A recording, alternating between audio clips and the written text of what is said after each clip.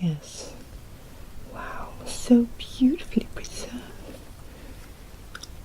Interesting. Oh, pardon me. I'm Professor Piscis. Nice to meet you. Thank you. Didn't see you there.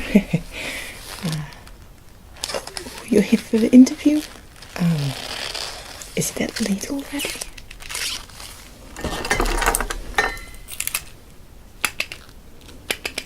Oh my. Seems like my clock has stopped ticking. Oh, if it's that late already, interview, right? The hieroglyphs, translate, right? Yes. Good. Okay. Let's start with the interview then. Maybe. Do you mind if I take some notes?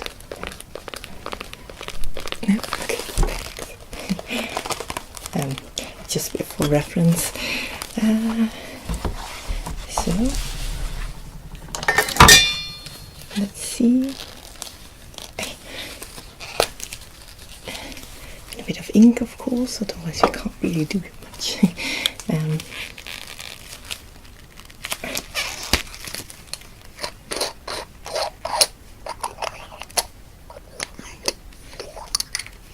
So,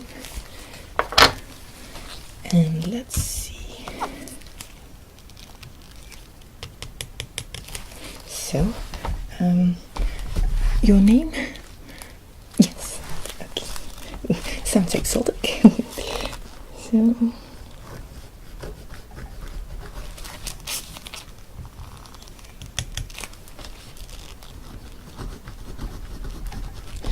Okay. You are an official hieroglyph translator, right? Do you have any certificates to prove that? Okay, yeah, wonderful, yes. And you studied where exactly? Ah, okay.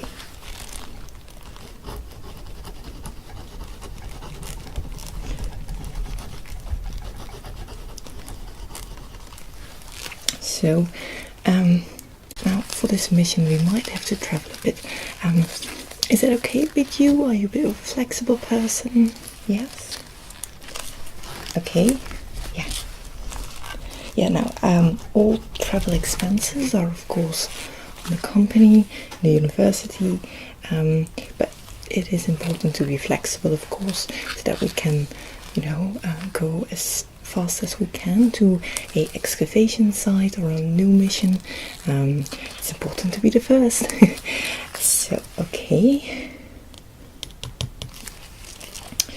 Yes. And what about dead things and cobwebs and dust and dirt? Are you okay with that, or yeah, you don't like it really, but you can handle it? Well, that's all we ask for, really. So doesn't like dead things. Okay. Now, pardon me for asking this, but what might your age be? Yes. Okay. Age. So, let's think a bit. So, you have a certificate. You don't really mind the traveling. You could be flexible. What about intensive labor? Sometimes workers don't really show up and we have to dig a bit ourselves. Would you be in for that? You rather not. It's completely fair, if we hire you as a translator, then, your job is primarily to translate, right? So, okay, does not want to dig.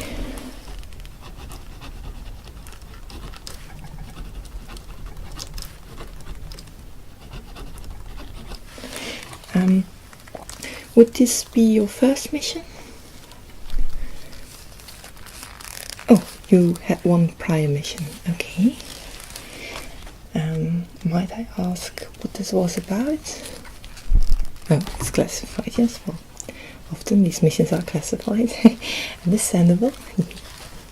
So, experience.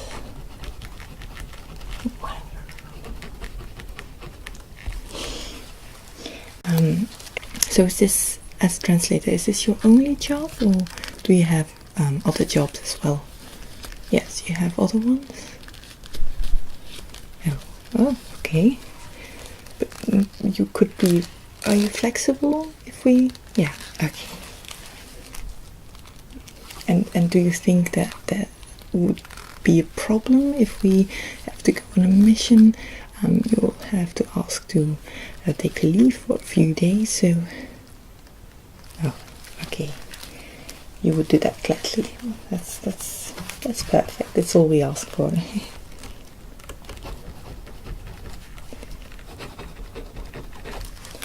So, well, the job I want to hire you for is an expedition in Egypt, and one of the more well-known excavation sites, El Wahhabi. Yes, indeed.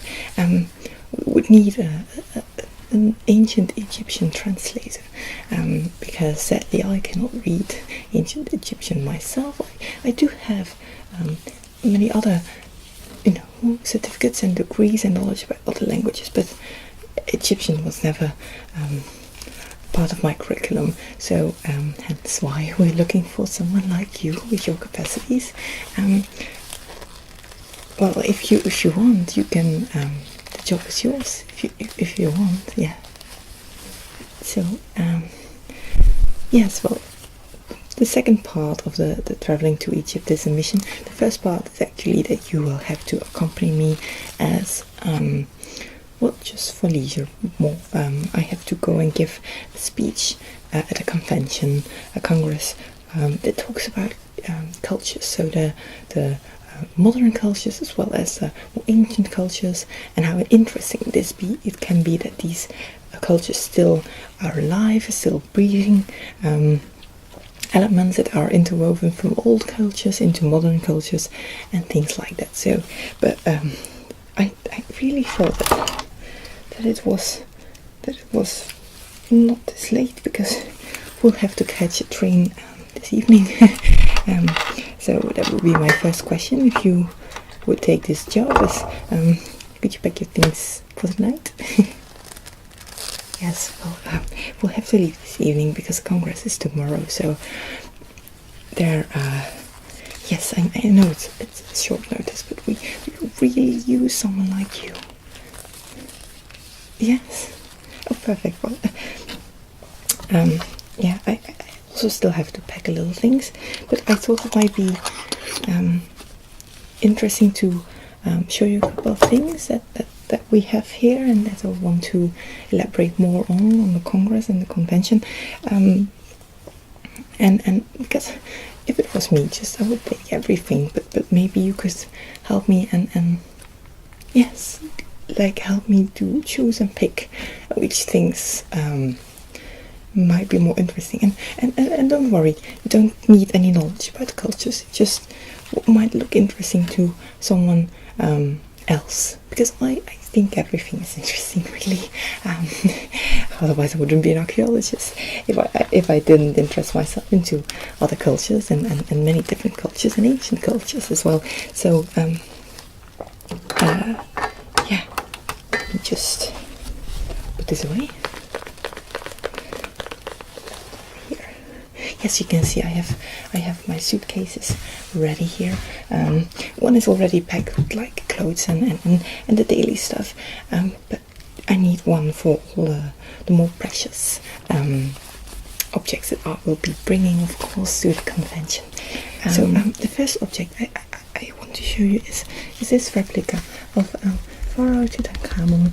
He well, it is a replica, of course. It is of stone, but it's such a beautiful replica because we can see details and the work that these people, these Egyptians, ancient Egyptians, put into their appearance.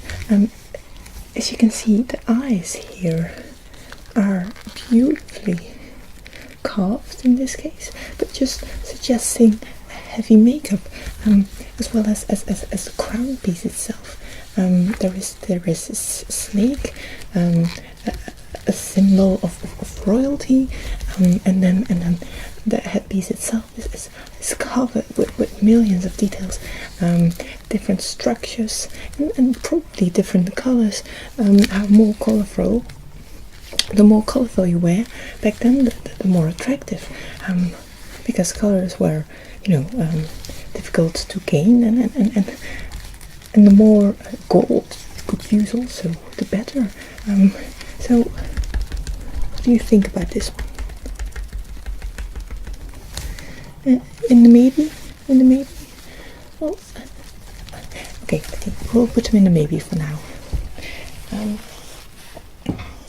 Let's see. Ooh, what about this one? Spiky. This is an ancient weapon used by, well, not the Essex, but probably also a culture from America. As you can see, it has a very, very, very sharp edge.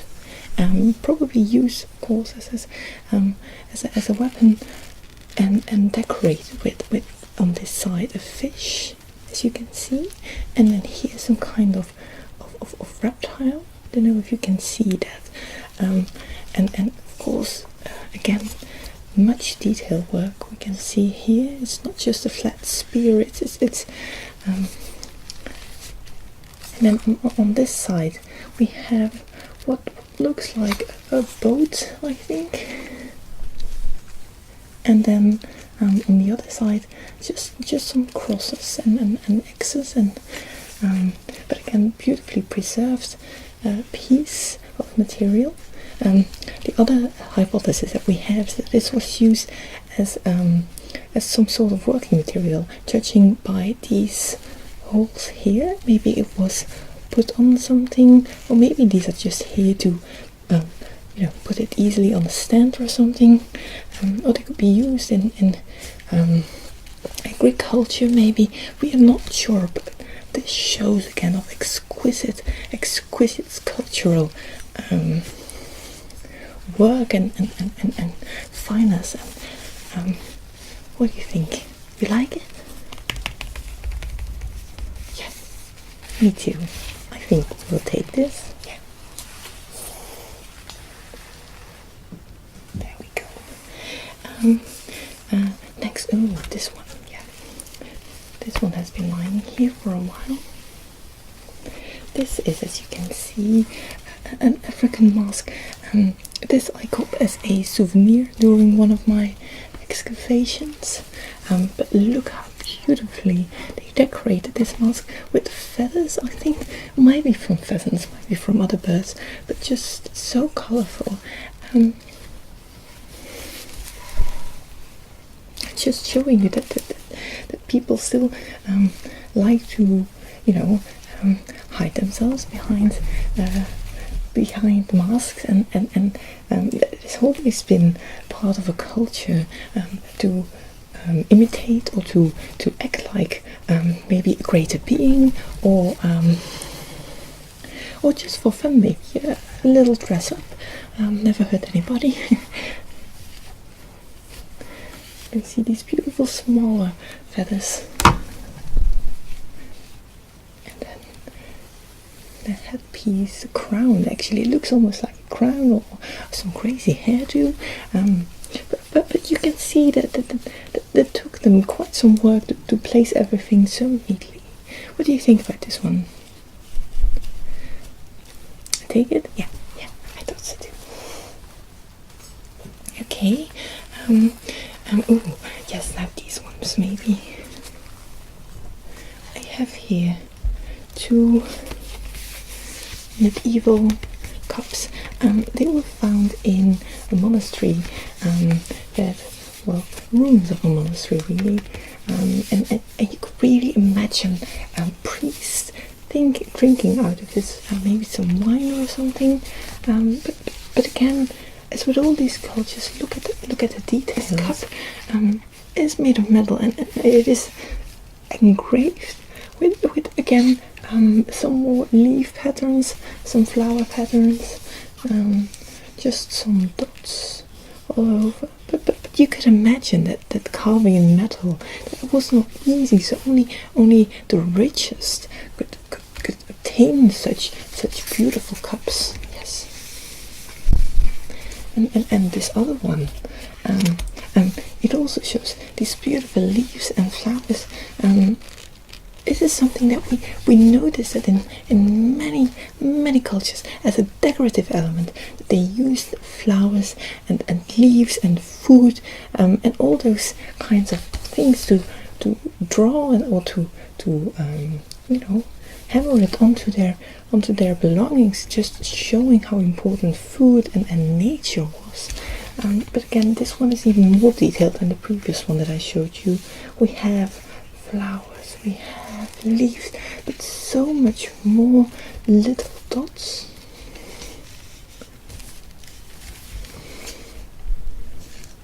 I don't know how beautiful you can see. Can you see this?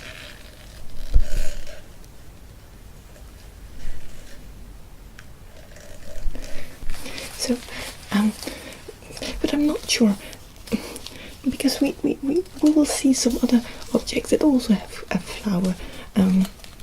flower details. So keep them here. Well, yeah, probably maybe on the maybe pile. Yeah. Okay.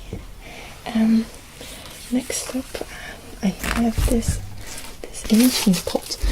This was found in the Belgian Zonian forest actually, and it dates from the Roman time. It looks like it still has some well, I don't know how to call this, some shiny lacquer or something inside to make sure that anything that was inside did not get mingled up with pieces of the dirt pot. So judging from that, this might have been something that they put their food in, maybe to store it, because it does not look like something that was used for cooking. It would burst quite quickly. It's not really that thick of a pot. It's quite thin actually, but judging from what we have on the structure on the inside, I would say maybe something like olives, maybe dried fish or something. Although dried fish would want to have a lid or something, but maybe some grain. I don't know. There are so many different options or things that you could do with this. And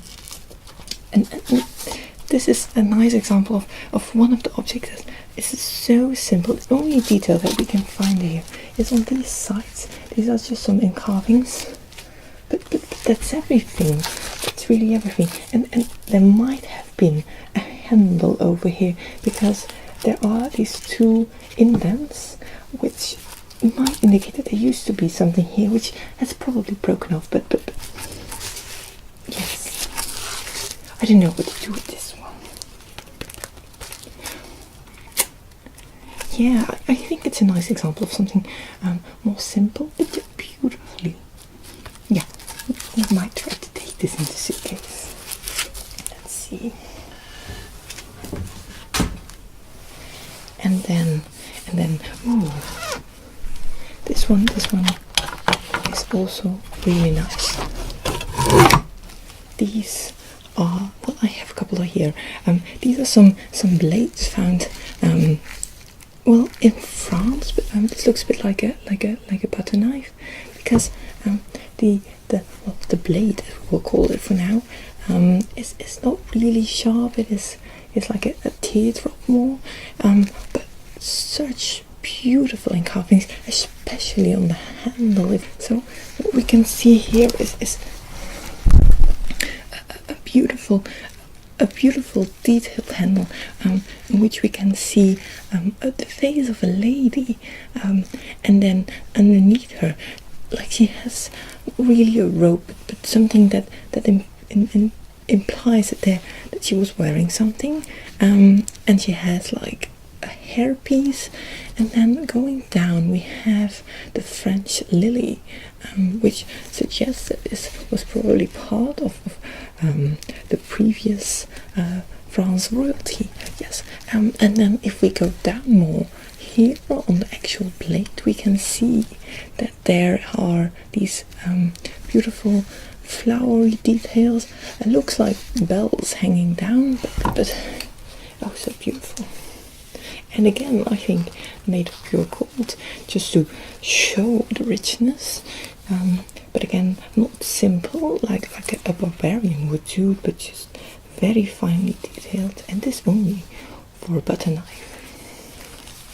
Yes, and the other knife I have here is one that they probably used for carving out, or carving just some fruit really. And the reason why I say this is because, first of all, on the blade itself we have some details that show a grain in carvings, like pieces of grain in carved here, and on the other side we have half a basket filled with what looks like oranges or maybe peaches or something, and then a twig on which a bird, well, it looks maybe like a grape, yeah, a grape plant, and then a little bird is sitting on there. And then if we look at here the limit, the end of the blade, the handle, we can see that there is a rooster on there. Yes, a beautiful rooster. And underneath it is sitting on what looks like a drum, which is well, grapevines are growing around this drum, and giving it such a rustique, a quiet, a beautiful method. Unfortunately, they do come loose once in a while, but still a beautiful piece to have and to admire. Yes. And then last but also not least is we have we were called, yes, the holder, the holster of a blade, but then the blade itself seems to be missing, made of real leather. And then on here again, these beautiful carvings of what looks like leaves, flowers, some very Art Deco patterns. Yes. Keep it, take it with me, or leave it here. Just take it with us.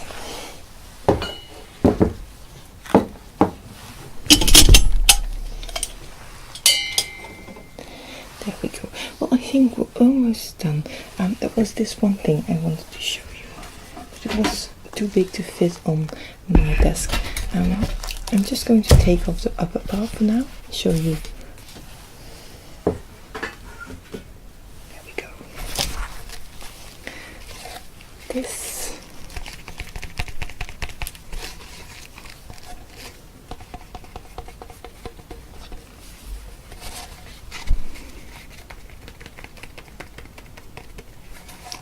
This is one of those Greek Orthodox icons that are, well, this one seems to be quite old, but still quite, well, some pieces are not really beautiful preserved, but others then are. We can really see a man with a crown, with the golden sheen around his head. He's wearing a robe, a gown that is decorated with, again, crosses, which of course, because it's Orthodox, and then he's holding a book, which I assume is a Bible, but because he has some very he has many crosses on his robe and on his crown. So, and also there is a cross on the book if we look at the following. So this piece, let me put it together quickly.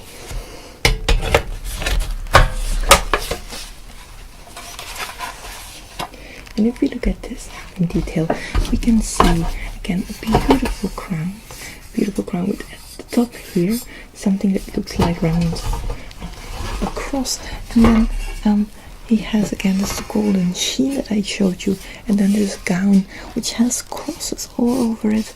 He's wearing a pendant which has also a very big cross. The gown is again detailed and beautifully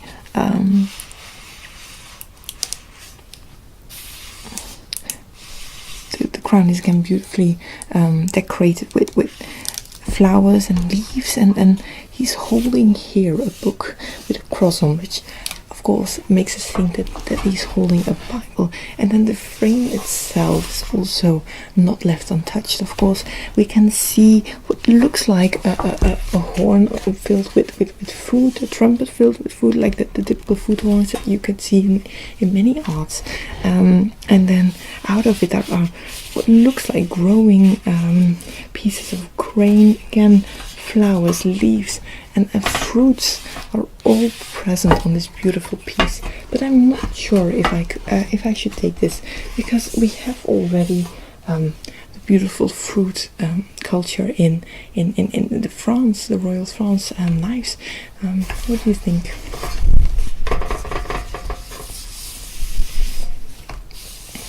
You're not sure either? Yeah, I can understand completely.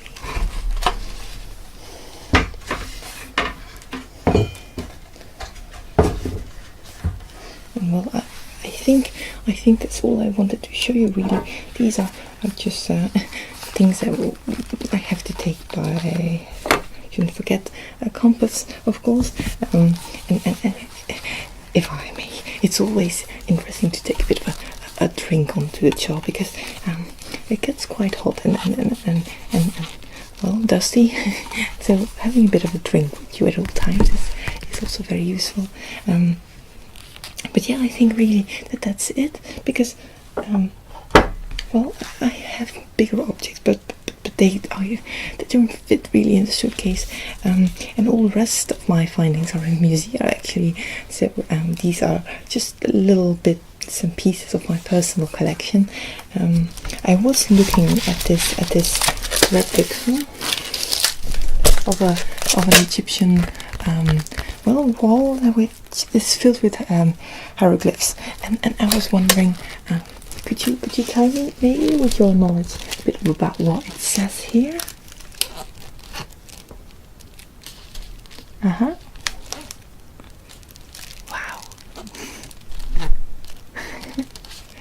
You see, this would be so useful for being there on the spot in an excavation site. Although I can't really check if what you just said was right. I don't read ancient Egypt, so, but I trust you that you're not fooling around and take this job very seriously. Yes, because as I said, we could really use someone like you on the field, and you can start maybe with this mission, but if you're interested, we could keep keep going on these missions, on these adventures, and explore so many new things. Yes, but then I can write you down for this mission. Yes. Good. Okay, so I would suggest that you pack your bags and make sure you have enough clothes for the desert, and water is also very important, and of course maybe some books about hieroglyphs. Yeah, I don't know, it's so excited. I never worked with a hieroglyph translator, so yeah. Okay, why don't we say the following? You come here back as soon as you've packed your bags, and let's check it if you have everything with you, just to make sure that you're not unprepared, and you don't go unprepared onto a field mission, because we wouldn't want that to happen. That would be horrible. In my junior years, I had to sadly experience something like that, and I don't want to do that to any other newbies to the mission field. But so you pack your things, and we will, maybe if you're interested, look through if you have everything then. And we have to make sure to leave, of course, in time. But so I will see you as soon as you're done, and then we go on our little adventure. Thank you for watching this little performance. I hope that you enjoyed it, and if you would like, I will link some of my channels. I only have 2. I will link my channels, maybe a previous ASMR video, and if you want to see some cool sneak peeks, I would recommend checking out my Twitter page.